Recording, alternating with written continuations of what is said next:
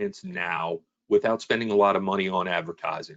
My name is David Phelps, president of Phelps Legal Consulting, and I wanted to thank you for taking the time to join us on this educational webinar. We're going to talk with you today about some strategies that you can put into place, low cost and no cost strategies to get more clients for your law practice. There's certainly lots of opportunities for lawyers as far as investing significant sums of money on internet advertising, spending money with marketing agencies, etc. Lots of those opportunities out there, but this presentation are some low cost, no cost strategies that you can employ to generate more clients today. All right. So before we get started, I wanted to just take a quick second and talk about Phelps Legal Consulting as an organization. We consult and coach with attorneys and law firms across the country on the business side of running a law practice. So we advise our clients regarding marketing strategies, systems, time management, technology, HR, and financial management. We are not in any way a digital marketing agency. We don't sell marketing services, advertising to lawyers, etc. We are a consulting and training firm who work exclusively with lawyers. We've been in business since 2009. Why would you want to listen to me? Here's a little bit of my information about my background. I have a nearly 30-year career as both a professional marketer and as a business consultant and coach. I am also an entrepreneur and have started 2 different businesses and operate both today. So as I say, I have more than 20 years hands-on working very closely with lawyers. So today I'm going to talk with you about how to more effectively market your practice.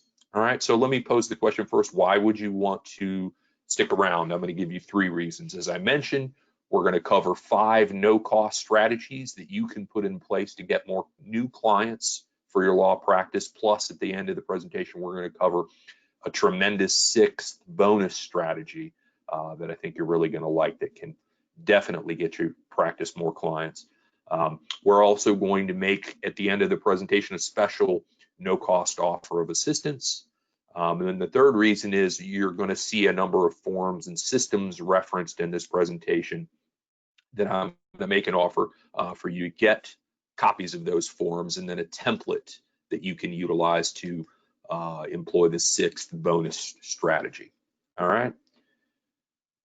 So let me first ask the question, if we're going to talk about marketing and how to get more clients for your law practice, a very pertinent question to ask is, how do legal consumers, how do your clients, your potential clients, locate and select you or another attorney to hire? You know, there's any number of ways that a legal client can find you, locate you, and select you, but you know, we don't have to wonder about this. There was actually an excellent survey conducted by the case management vendor Clio last year. These results came out in October of 2019, but they're, you know, recent enough that they provide us some really good insights. So I highly recommend that anyone who hasn't taken a look at this legal trends report do so. You can certainly find it very easily, but I put some of the pertinent marketing related data. They surveyed over 2,000 legal consumers, and here were their findings. Approximately 57% of legal consumers did their own research to locate a lawyer, and that was basically looking on the internet, looking at various social media platforms, you know, going on Google, etc. So 57% located the attorney that way. They found 59% of legal consumers sought a referral from someone, and then 16% did both. So interesting findings. Now, I'm not a math major, wasn't a math major in college, and so I can't explain to you why these numbers don't add up to 100. Let others do that. But my takeaway from this Clio report clearly shows that even in 2019, 2020, it's basically 50-50. Half of legal consumers are looking online for a lawyer, half are seeking a referral. Now, had they done this survey in 1999 instead of 2019, the results obviously would be very different. Referral base would probably be higher. Certain things such as Yellow Pages would probably be up there, and certainly the 57% of people looking online, that's grown from 0 to 57 in a fairly short period of time. So it's really remarkable. But here's the observation I want to make about this 57% number. That's where all the emphasis currently is. That's where all the attention is. That's where all the money is being spent chasing what Clio tells us is only half of the market. So what I want to focus on in this presentation is this second number, this 59%, or actually probably closer to 50%. But 50% of legal consumers in 2019, 2020 are seeking a referral, okay? And so I can argue that it's even more so today, in 2020, in the era of COVID. People are stressed, they have anxiety, and when people are under that kind of pressure, when they're making any kind of larger decision, such as choosing a lawyer or working with a lawyer, they're going to take the lower risk option. And for most individuals, the lower risk option is going with a trusted name, a trusted brand, someone that they either know or someone that they know and trust is vouched for them.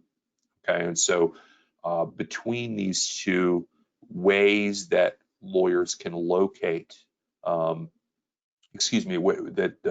legal consumers can locate a lawyer, an attorney can do a lot more on the referral-based side to drive business to their door. Okay, so the strategies we're going to cover today are referral-based marketing strategies that you can employ, low cost and no cost strategies to drive more business to you. Before we get into the strategies, we have to do just a little bit of the fundamentals. This presentation is not on the entirety of the fundamentals of referral-based marketing, but I need to teach you a couple of things so we can use the strategies. All right. So one-on-one, when I begin to work with an attorney client, one of the things I will have them do is put together 2 lists, and you may want to make a note or 2 on this. All right. I don't know if there are any baseball fans watching this presentation, but you're definitely going to get the terminology that we're using here. The 2 lists are your major league roster and your farm team. Okay, 2 separate lists, but they're both, one is a list of current actual referrers, and that's your major league roster. And then we're going to put together a second list of what we refer to as farm team members. All right, so major league are your current active top referrers. It may be 5, it may be 10, it may be 20 individuals. It just depends. And then your farm team is everybody else, and I'll speak a little bit more about this in a second. Okay, so to identify your major league roster, you want to list out the names of your top referrers, either by number or by revenue. It really just depends. You have to come up with, who qualifies for this list and what the qualifiers are.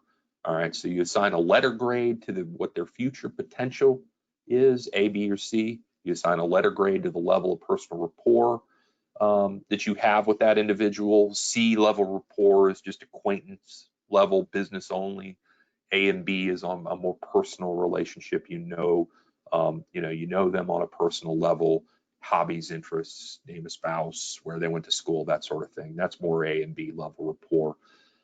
Type of person, are they a client? Are they a friend? Are they a fellow attorney, etc.? And then date of last contact. That's such a critical one to track because you've got to maintain contact with these individuals. You've got to maintain what we refer to as top of mind awareness, or TOMA, with these individuals.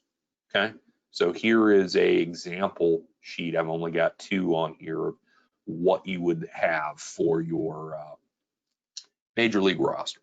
Okay, all right, so the second list that we reference is the farm team, and the farm team has the same rules as your major leaguers, but it's obviously it is obviously a different group. You want to focus for the first 20 or so on the individuals that have the highest potential marketing value. Maybe it's some lawyers that you know that are well connected, but they just haven't referred you a client yet. That would be you can kind of think of these as your farm team A, the first 20 or so, or you can even do a separate list.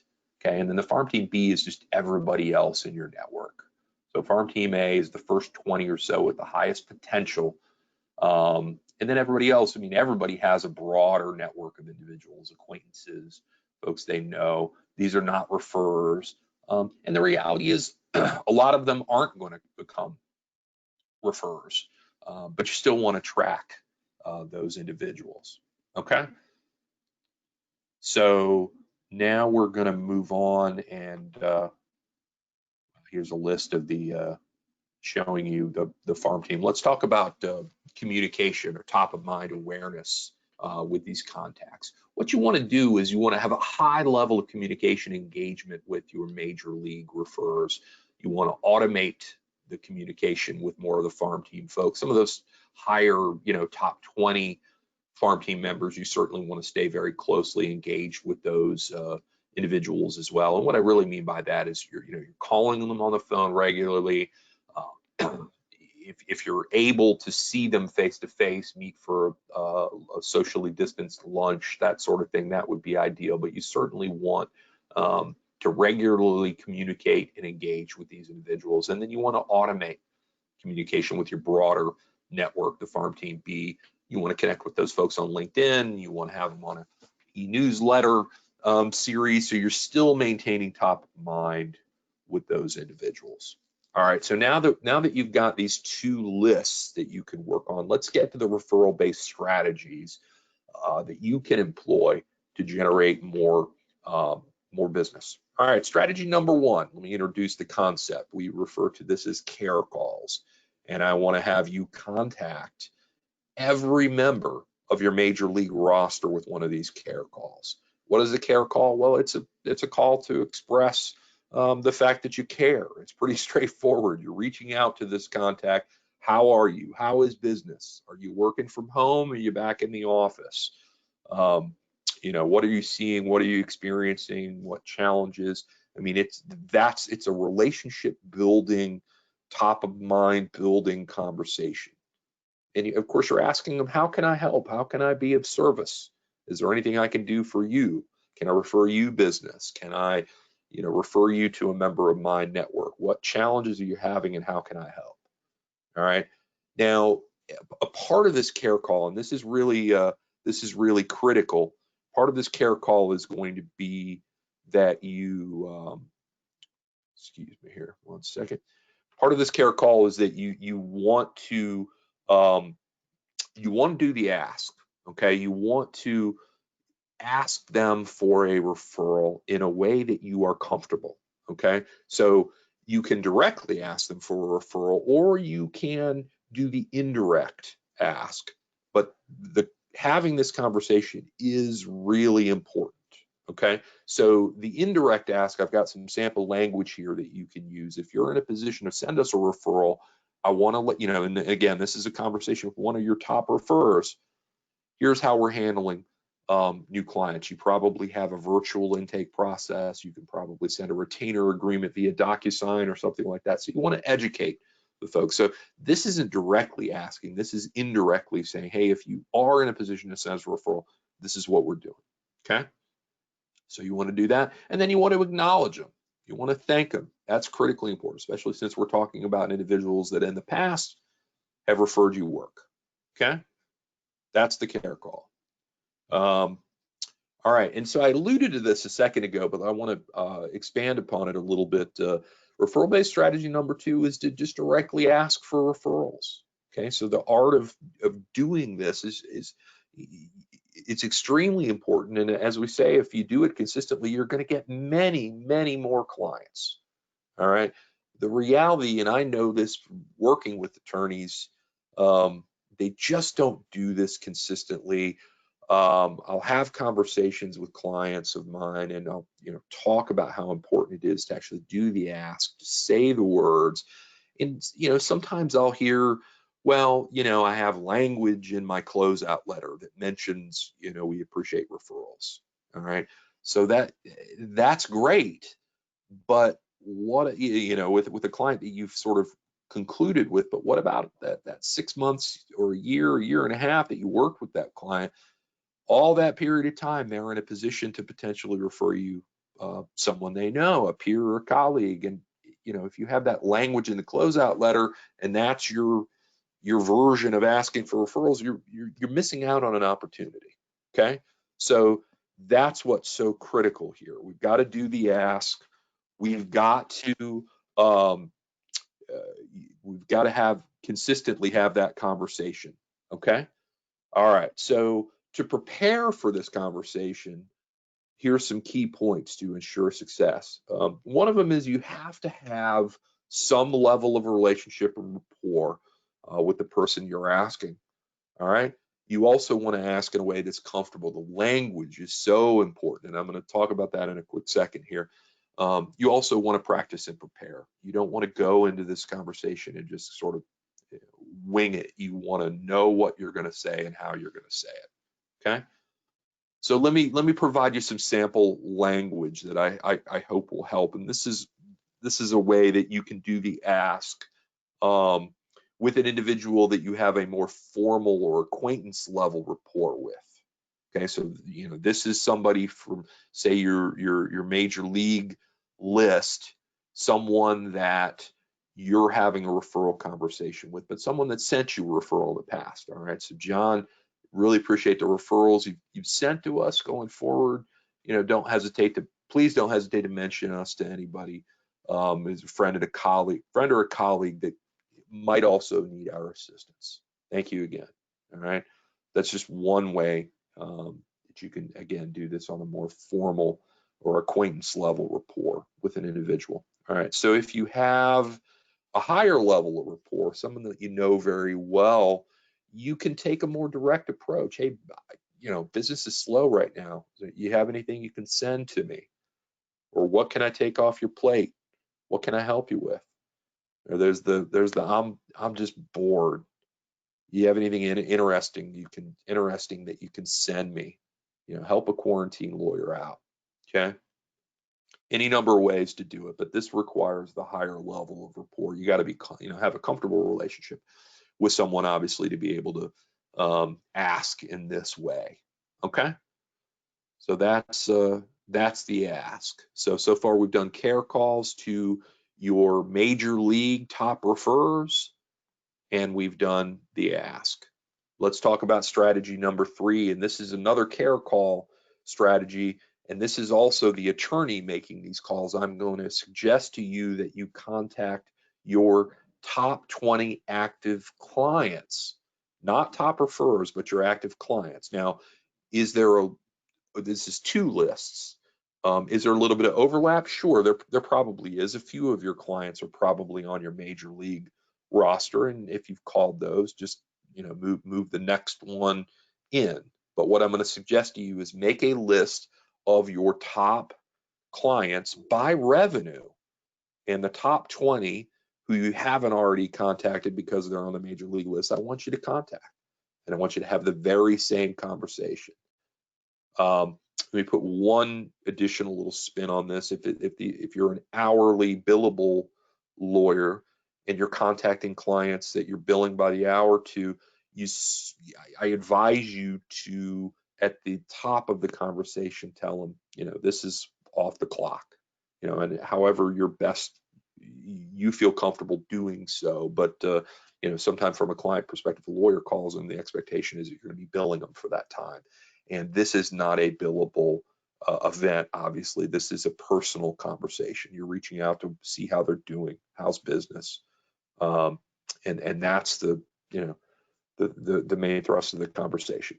You definitely want to do the ask, just as you're doing with your major league folks, and of course, you want to acknowledge and thank them, just as you're doing with your major leaguers. Okay, so you've got 2 lists here. You've got the major leaguers and you've got your top 20 actives that you're contacting and having this care call conversation with. All right, strategy number 4 is another care call, but this is not the lawyer making this call. This is the staff doing calls.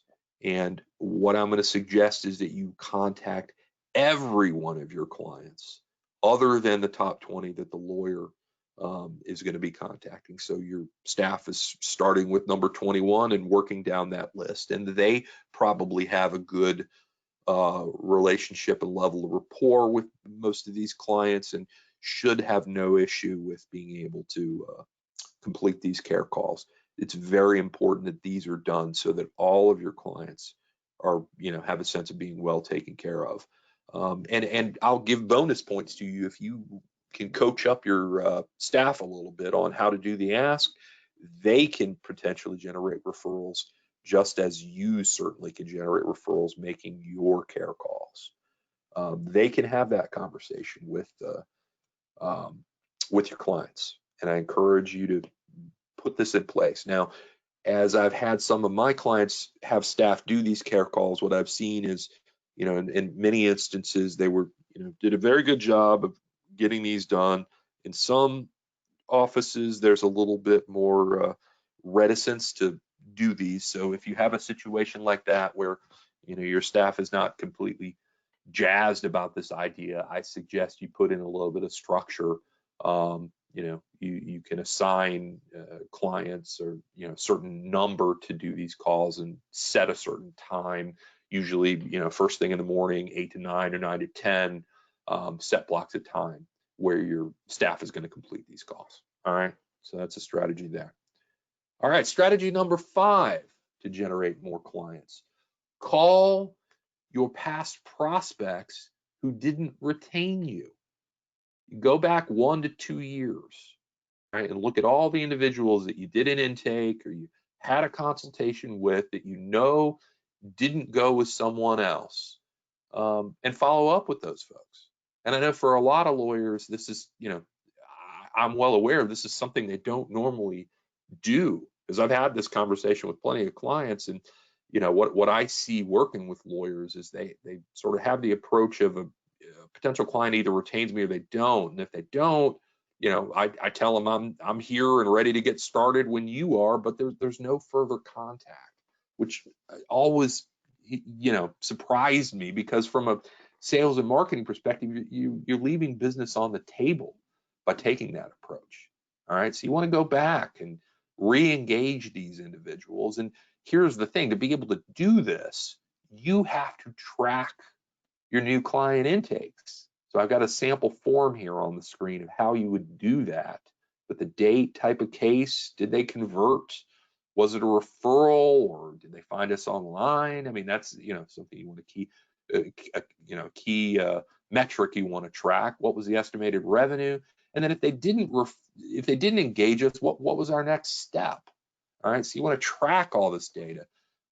So if you have this information, go through this for the last year or two, and you as the lawyer can, contact these individuals. You can have staff do it. That's up to you. But go back and re-engage these folks. And if you do that, you're likely going to generate more business. Are you going to get all of these past intakes as clients at this point? No, you probably won't.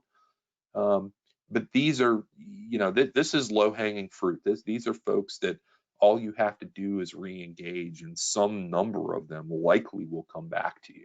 All right, so this is an easy way to generate more clients. I encourage everybody to consider doing it. All right, so before I get to the final bonus strategy, which I think you're really going to like, I want to talk for a moment about how we can help you, how Phelps Legal Consulting can help you be more successful. If you're made it to this point in the call, you want to learn more about how to generate clients, and the best way for you to do that is to spend 30 minutes privately one-on-one, no cost, no obligation, with me, and we will do a marketing strategy session where we're really going to help you generate more business. So you can click on the register now button below this webinar and schedule a time that works for you and coordinate it with my calendar, and we'll get on a call and work on marketing together. Investment $0. we do have limited capacity to do these, so we encourage you to register now. The only thing we ask is that you be a shareholder or a firm owner. Okay, no non-lawyer staff, no associates. Okay, on this call, we're going to review your current marketing strategies, and we're going to advise you as the best way for you to get more clients now. Okay, we'll also likely discuss a number of the strategies we covered on this webinar, and we'll talk about some other strategies you can employ to generate more business. All right, and as a bonus, for anybody that does the marketing strategy session, you're going to receive all of the marketing forms that we've referenced in this presentation, the farm team list and the major league list and the intake tracking sheet. I also have 2 letter templates that I'm going to talk about in just a second that can help get you more clients. That's the bonus strategy. So I'm going to provide you with all of those forms and letters to help get you more clients. All right. But do please keep in mind, we have limited capacity to do these. So register today, get on my calendar, and let's get you more clients. We want to support you, and we want to maximize your success in generating more clients today. All right, so let's get to the bonus strategy, and that's the client aftercare letter. Okay, so I want you to think about all of your former clients for a minute. Some of you have been practicing for many years, and you've got hundreds, if not thousands, of former clients. You have all of these individuals that hopefully you've done a good job, and they're happy with you, but you're not actively engaged. All right, so the idea is I want you to reach out to those former clients. You can send them a letter, you can send them an email, but the gist of the letter is, and it can be tailored to our current COVID client. The gist of the letter is I care about you as a former client. We're not currently representing you, but we still want to look out for you if you have any legal need, whether it's in the area that I practice in, which is whatever area you practice in, or any other legal area. And you can put language in there that talks about if it's outside my area of practice, I maintain a network of attorneys that I trust, that I can refer you to, because that's the gist of the letter is you're reaching out to that former client to reestablish top of mind and offer yourself up as a resource to help. Now, if you're a family law attorney and they need additional help in family law, of course you want them reaching out to you, but you really want them reaching out to you for any legal need, even if it's personal injury or bankruptcy or whatever the case may be. You probably know a lawyer in any of those areas, and you want that client reaching back out to you because you then have the ability to refer that client to one of your colleagues, and that ultimately is going to be very likely to generate you more business. Okay, so that's the thing about client aftercare. It's maintaining top of mind with all of these clients that you've worked with over the years. If you don't do client aftercare, the likelihood of these former clients, especially when you get 1-2 years post representation, the likelihood of them reaching back out to you is pretty low. The likelihood of them reaching back out to you if you maintain top of mind awareness is much, much higher. All right. So whether you do the letter or whether you do the email, that's obviously up to you. The letter, there's a cost involved, obviously, in printing and postage and whatnot. I will say of my clients that utilize a strategy, pretty much all of them, I can't think of one exception. I mean, all of them, it generates business. It's just a question of how much. I do know that the letter actually generates a higher response rate simply because if an individual receives a letter from a lawyer, they're more likely to open it and read it. Whereas email, everybody knows, things go into junk folders, things just don't get looked at. So I do see a higher response rate with the letter, but both can be effective. All right, so that's the client aftercare. Here's a quick look at what, one example. And as I say, I have 2 templates for this that I'll share with any lawyer that does complete the marketing call with me. So That's our presentation for today. I hope you found this beneficial. I hope that you're able to utilize strategies that we've shared here to generate lots of clients for your practice. If you have questions, please don't hesitate to contact me. I love receiving emails from practicing attorneys, and don't forget to register for the no-cost marketing assessment, the one-on-one conversation with me, and let's get you more clients. Thank you again. Be well, and this ends our presentation.